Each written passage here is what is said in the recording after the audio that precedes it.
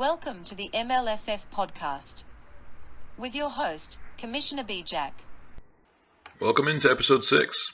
We're now more than a third of the way through our regular season, and with each passing week, we get more clarity on which teams are contenders and which teams can't keep up with the pack. Except John's team. They can't figure out what the fuck they want to be. No time, let's get right to it. Let's go! We'll do it live! Fuck it! Dantos defeats T-Bear by 0.59 points, the narrowest margin of victory this week and Dan's fourth in a row. Boom shakalaka! Dantos set a 93% optimal lineup to T-Bear's 90% in the highest scoring matchup this week. Dantos scored the most points on the week with 173, which is tied with his brother, surprisingly, for 37th all time, and T-Bear's 172 is hot on his heels at 39th. It was also the third highest scoring game all time, with a combined total of 345 fantasy points. This was my game of the week, and it did not disappoint. It was a nail-biter up until the very last minute of Monday Night Football. Jefferson was the wide receiver 2 on the week with 29, Eckler was the RB1 with 37 points, and Dalvin Cook added 29 to put T-Bear out to a more than 30-point lead, despite Rashad Penny exiting with only 6 points after breaking his leg. Quarterback 1 Josh Allen put up 44, his highest output so far in the season. Tyler Lockett was good for 27, and Derrick Henry dropped 30 points, but Dantos needed a huge game out of Josh Jacobs and or the Chiefs' defense if he was going to steal a come-from-behind win. As fate would have it, Jacobs went full beast mode and threw down 33 points en route to becoming the RB2 on the week, but it was a double-edged sword as his success cut down the score of his defense. And in the final minutes, any points that the Raiders might score would cost Dantos the matchup if it was to anybody other than Jacobs. I've just been told that we have bonus audio footage of T-Bear watching the final moments of the Monday night game. Let's have a listen. Fuck! Fuck! Fuck! Fuck! Fuck! Fuck! Fuck! Oh!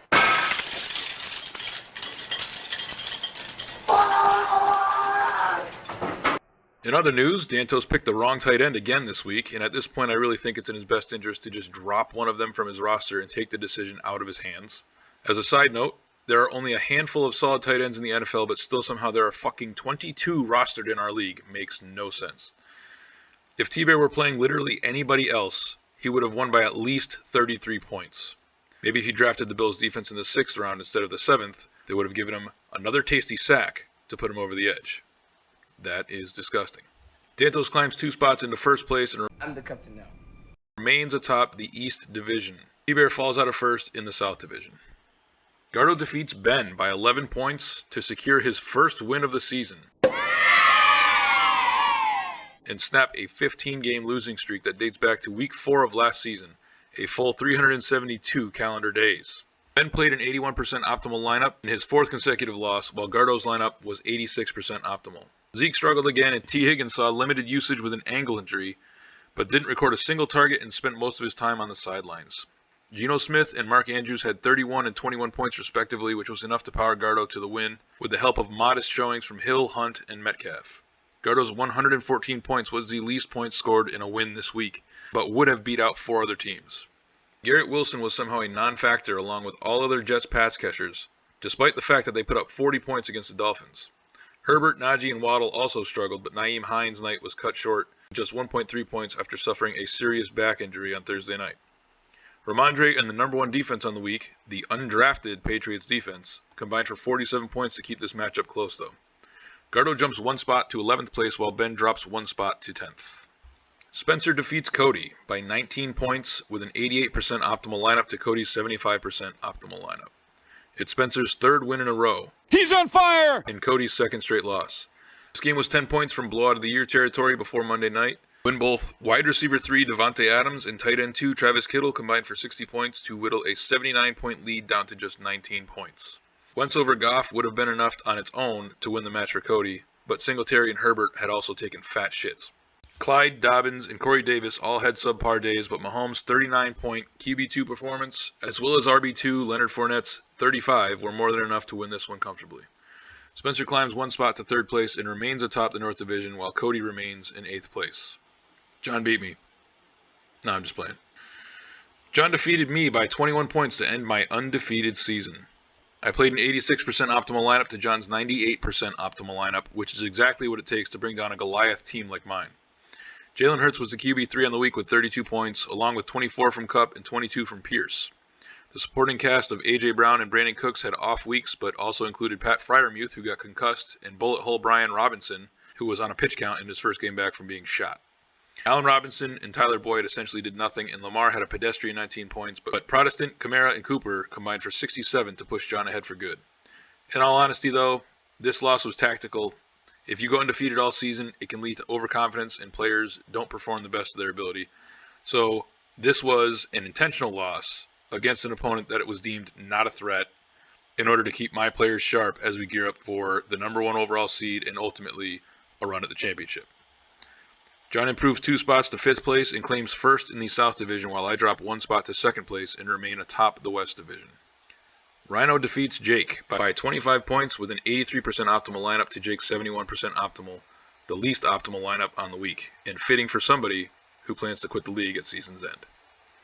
It's Rhino's 2nd straight win and He's heating up! Jake's 2nd loss in a row.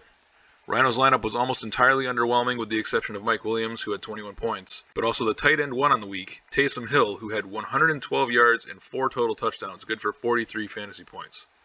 He also left 44 points on the bench between Jeff Wilson and Hollywood Brown. Hall, Chubb, and Diggs combined for 81 points to account for 71% of Jake's scoring. Robinson and Protestant Kirk fell back down to earth, while TJ took a Hawkins shit, but Jake also left some costly points on the bench in A-Rod, Jacoby Myers, and MVS. Jake drops 1 spot to 7th place, while Rhino climbs 1 spot to 4th. Jose defeats Timmy by 30 points, good for blowout of the week, but the smallest blowout on the season. It's so tiny! Timmy played a 94% optimal lineup, but Jose's lineup was nearly optimal at 99.8%, the most optimal lineup on the week. Timmy's 92 points was the lowest score this week. I shot myself. And at 215 total points, this was also the lowest scoring game of the week. NFL bye weeks don't start until week 6, but Timmy's team started a week early. With mediocre or worse performances across the board, Chris Olave-Garden was the only exception who caught a touchdown but was KO'd, aka injured his back on the same play, and did not return. Darrell Williams, who Jose is still rostering for some unknown reason, put up 1.4 points through 3 quarters before spraining his knee. But wide receiver 1 Gabe Davis with 32 points and the Cowboys defense with 21 were enough to overcome it. Garoppolo over Brady was the only thing keeping Jose from a perfect lineup. Jose jumps 2 spots to 9th place, and Timmy falls 2 spots to last place. Ah, fuck, I forgot to put this in here. Whatever, I'm working on it. 1-4 Gardo versus 1-4 Timmy. Gardo leads the head-to-head series, 5 wins to 4, and is a 33-point favorite this week, but that margin will tighten once Timmy subs out Derek Carr, who's on bye this week. A year ago, Timmy beat Gardo by 35 points. There's a lot of questionable tags in Timmy's lineup. This could get ugly. 3-2 T-Bear versus 4-1 me.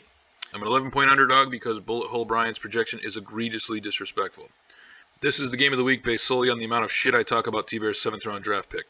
I am 5-2 against T-Bear and defeated him last year by 16. T-Bear's not even starting his 7th round defense. Enough said. 3-2 Rhino versus 3-2 John. Head to head, they're dead even at 4 wins apiece, but Rhino's a 10-point favorite this week. John beat Rhino by 9 points in round 1 of the consolation bracket last year. John's success seems to hinge directly on Amari Cooper's performance. He's 3-0 in games where Cooper scores more than 20 points. 2-3 Cody versus 4-1 Dantos. Dantos is an underdog by less than 2 points, but the head-to-head series is tied at 3 wins each. Their last matchup was in round 2 of the playoffs where Cody defeated Dantos by 37, sending him to the championship game. Bye weeks are forcing desperation plays like Wentz, Emo Benjamin, and Tevin Coleman, so this matchup could be interesting. 2-3 Jake versus 2-3 Jose. Margins projected at just 1 point, but will increase once Jake swaps out Hawkinson. Jake is 4-3 against Jose, but lost their last meeting by 28. Jake has a lot riding on Jacksonville this week, and that has got to feel real shitty. 4-1 Spencer versus 1-4 Ben. Spencer's 1-0 against Ben, but this one projects to be a coin flip. Spencer won their only meeting last year by 0.33 points. Mahomes' projection looks conservative considering KC versus Buffalo is primed to be a shootout. The league payout standings. Blonde continues to lead the blowout of the year in most blowouts, but Jose joins the competition and is now in a 3-way tie for second with Rhino and Cody. John also leads Pick'em, but Jose is right behind him now after going 5-1 in his picks last week. Look at this shit. That is it. The trading deadline is 40 days away. The playoffs start in week 15. That's 64 days away. Don't forget to submit your weekly Pick'em. There's a link to the form in the commissioner's note and also pinned as a comment on the Discord server. Don't forget to like and subscribe. Just kidding, eat shit. Thank you for listening to the MLFF podcast.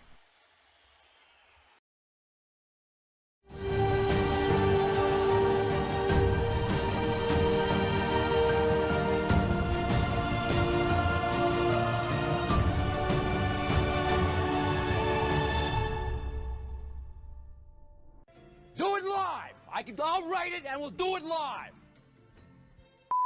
And thing sucks.